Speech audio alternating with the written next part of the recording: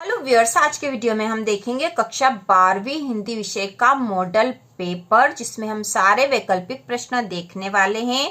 तो शुरू करते हैं। प्रश्न है, सही विकल्प चुनकर लिखिए। तो पहला प्रश्न है, उषा का जादू टूटने का कारण है। उषा का जादू टूटने का कारण है। तो क्या कारण है उषा का जादू टूटने का? तो इसका उत्तर होगा सूर्योदय। ठीक है, सूर्योदय होने के कारण उषा का जादू टूट गया था। इसके बाद अगला है, चौके के गीले होने का भावार्थ है। चौके के गीले होने का भावार्थ है नए जीवन का उदय, वातावरण में नमी, भोजन के लिए तैयार होना या वातावरण में शुष्कता। तो इसका उत्तर आएगा वातावरण में नमी। चौके के गीले होने का भावार्थ है वातावरण में नमी। इसके बाद अगला है, सिल्वर वेडिंग कहानी की मूल संवेदना है। तो इसका उत्तर होगा पीढ़ी का अंतराल। ठीक है, पीढ़ी का अंतराल। अगला है, विज्ञान के क्षेत्र में काम कर रही भारत की संस्थाएं हैं। तो कितनी है? 4, 3, 5 या 7। तो इसका उत्तर होगा 3। अगला है, विभावानुभाव व्याभिचारी संयोगात रस निष्पत्तीय परिभाषा है। तो किस आचार्य की परिभाषा? तो इसका उत्तर होगा आचार्य भरत मुनि की। इसके बाद है, बात का धनी होना मुहावरे का अर्थ है। तो इसका उत्तर होगा जुबान का पक्का। बात का धनी होना मुहावरे का अर्थ है जुबान का पक्का। इसके बाद अगला प्रश्न है, रिक्त स्थान में सही विकल्प चुनकर लिखिए। इसका पहला, शिरीष का फूल के रचनाकार है। तो इसके रचनाकार है हजारी प्रसाद द्विवेदी। दूसरा है, बगुलों के पंख के रचनाकार है। तो इसके रचनाकार है उमाशंकर जोशी। तीसरा है, कुटीकरण को भी कहते हैं। तो कुटीकरण को एनकोडिंग भी कहते हैं। ठीक, एनकोडिंग। चौथा है, आनंदा की पाठशाला से लगती थी। तो आनंदा की पाठशाला 11 बजे से लगती थी। अगला है, राम मेहनत करता। यह वाक्य, तो कैसा वाक्य? संयुक्त या साधारण? तो इसमें आएगा साधारण वाक्य है। ठीक है, राम मेहनत करता, यह साधारण वाक्य है।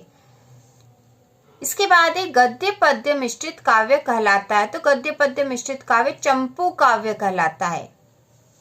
और इसके बाद अगला है, आधुनिक काल के जनक माने जाते हैं भारतेंदु हरिश्चंद्र या महावीर प्रसाद द्विवेदी।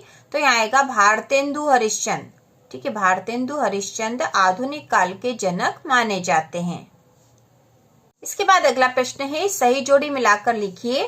तो इसमें सही जोड़ी मिलान करना है। यहाँ दे रखा, फणीश्वर नाथ रेणु, आत्म परिचय, अतीत के पांव, माधुर्य ओजव प्रसाद, हिंदी समाचार लेखन के। तो इसकी जोड़ी हम बना देते हैं। फणीश्वर नाथ रेणु, इनकी रचना है पहलवान की ढोलक। दूसरा, आत्म परिचय, यह है हरिवंश राय बच्चन की रचना। तीसरा, अतीत के पांव, यह एक यात्रा वृत्तांत है। माधुर्य ओजव प्रसाद गुण, ये शब्द गुण है। इसकी जोड़ी यहाँ से बनेगी। इसके बाद हिंदी की जोड़ी बनेगी भाषा से। और समाचार लेखन के, इसकी जोड़ी बनेगी। 6 प्रकार होते हैं। ठीक है, फणीश्वर नाथ रेणु की जोड़ी बनेगी पहलवान की ढोलक, आत्म परिचय की हरिवंश राय बच्चन, अतीत के पांव एक यात्रा वृत्तांत है, माधुर्य ओजव प्रसाद ये शब्द गुण है, हिंदी भाषा है, और समाचार लेखन के 6 प्रकार। तो इस प्रकार से जोड़ियां बनेगी। इसके बाद अगला है, सत्य असत्य लिखिए। तो इसमें पहला है, क्रिया की विशेषता बताने वाले शब्द क्रिया विशेषण होते हैं। तो यह कथन सत्य है। दूसरा है, उपसर्ग का प्रयोग शब्द या शब्दांश के पहले होता है। तो यह भी सत्य है। सिंधु घाटी सभ्यता में पत्थर और तांबे का प्रयोग होता था। तो यह कथन सत्य है। लेखन का आशय यांत्रिक हस्तकौशल होता है। तो यह असत्य कथन है। पाठ, रुबाइया व गजल में कवि ने खुद को देश पर न्यौछावर कर दिया है। तो यह कथन सत्य है। और मेरी कल्पना का आदर्श समाज पाठ के लेखक बाबा साहब भीमराव अंबेडकर है। तो कथन सत्य है। इसके बाद एक वाक्य में उत्तर लिखी वाले प्रश्न भी हम देख लेंगे। तो यहाँ प्रश्न है, राष्ट्रभाषा से आप क्या समझते हैं? कविता का पहला उपकरण क्या है? तीसरा, यशोधर बाबू ने मैट्रिक की परीक्षा किस स्कूल से पास की थी? चौथा, मैं पढ़ लिख कर वकील बनूंगा, अछूतों के लिए कानून बनाऊंगा और छुआछूत को खत्म करूंगा। कथन किसका है? और 5वां है, कविता पंख लगाकर कहाँ कहाँ उड़ सकती है? छठा प्रश्न है राजा ने लुट्टन से क्या कहा।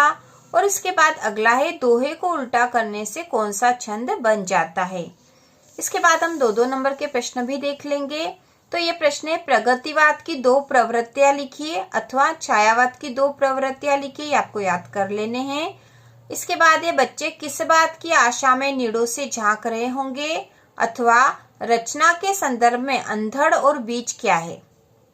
इसके बाद है नाटक एवं एकांकी में कोई 2 अंतर लिखिए अथवा कहानी व उपन्यास में कोई 2 अंतर लिखिए। अगला है भक्तिन अपना वास्तविक नाम लोगों से क्यों छुपाती थी।